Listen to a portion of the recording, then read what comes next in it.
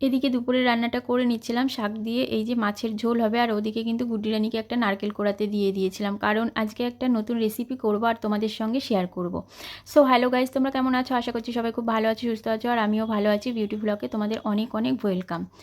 এদিকে যে রেসিপিটা করব তার জন্য লাগছে সিমই। এই যে সিমইটা আর নারকেলটা পাশাপাশি রেখেছো, আমি রেডি করে নিয়েছি। তো 20 টাকা দামের প্যাকেট ছিল সিমইয়ের, তো আমি হাফটা এই যে প্লেটে ঢেলে নিয়েছি। আর আমার সিমইটা তৈরি করার জন্য কিন্তু অবশ্যই দুধ লাগছে।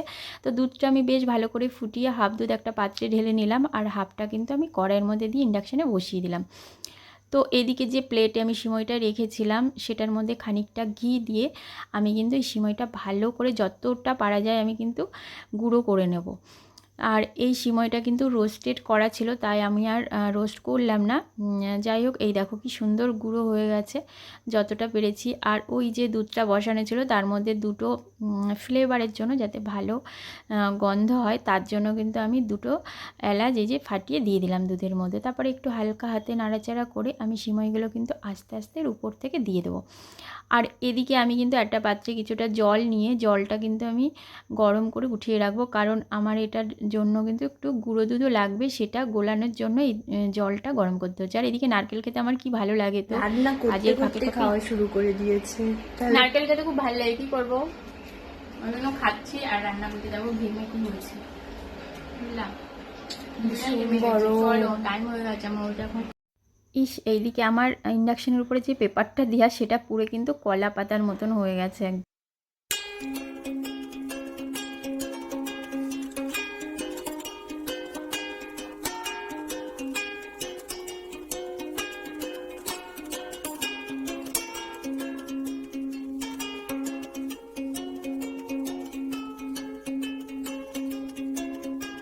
এদিকে আমার সিমইটা কিন্তু একদম রেডি হয়ে এসেছে, আর এইভাবে অনবরত কিন্তু নেড়ে যেতে হবে যাতে নিচে থেকে লেগে না যায়। আর এখানে আমি দুটো ব্রিটানিয়া বিস্কিট আর খানিকটা নারকেল আমি দুধে ভিজিয়ে রেখেছিলাম আগে থেকে, তো সেটাই দিয়ে দিলাম।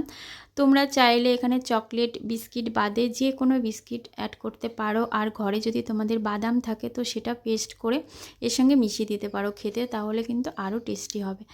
আর অবশ্যই মাথায় রাখতে হবে যখন এই খাবারটা রান্না করবে, অবশ্যই উনুনের আগুনটা কিন্তু লো টু মিডিয়াম আঁচে রাখতে হবে।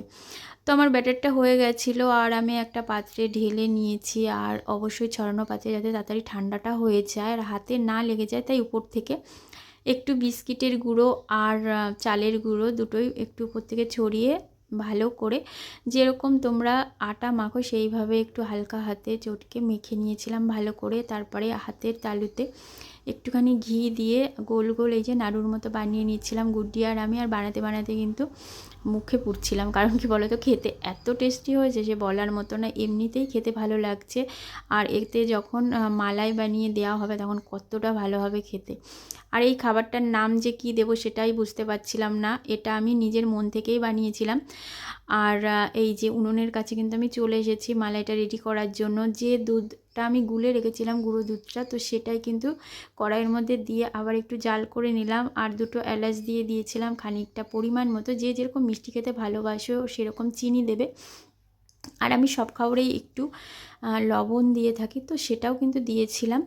আর এই যে গোল গোল রসমালাইয়ের মতো লাগছে পুরো দেখতে, কিন্তু এটা আমি রসমালাই নাম দেব না, নামটা আমি ভেবেই ফেলেছি। তো এটার নাম দিয়েছিলাম সিমইয়ের দুধমালাই। তো নামটা কেমন হয়েছে অবশ্যই বলবে। আর এই যে খানিকটা দুধ যে রেখে দিয়েছিলাম সেটা কিন্তু উপর থেকে এই যে দিয়ে দিলাম। দেখতে কতটা সুন্দর হয়েছে, খেতে নিশ্চয়ই ভালো হবে। তো আমার চান করার কিন্তু টাইমও হয়ে গেছিলো অনেকটা বেলা, তো আমি এই যে এটা এখন ঢাকা দিয়ে ফ্রিজে ঢুকিয়ে দিয়ে স্নান করতে যাব, তারপরে এসে খেয়ে বলবো তোমাদেরকে কেমন হয়েছে।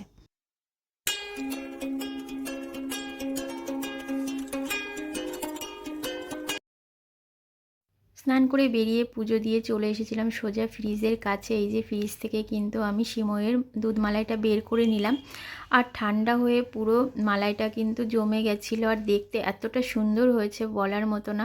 তোমরা নিশ্চয়ই দেখতে পেয়েছো কতটা কম উপকরণে আর একদমই কম টাইমের মধ্যে এই খাবারটা আমি রেডি করে ফেলেছিলাম। খেতে কিন্তু অসাধারণ হয়েছে। তো তোমরাও বানিয়ে খেয়ে দেখবে, এরকম অবশ্যই ভালো লাগবে। তো চলো ভিডিওটা আজকে এখানেই শেষ করলাম, টাটা সবাই।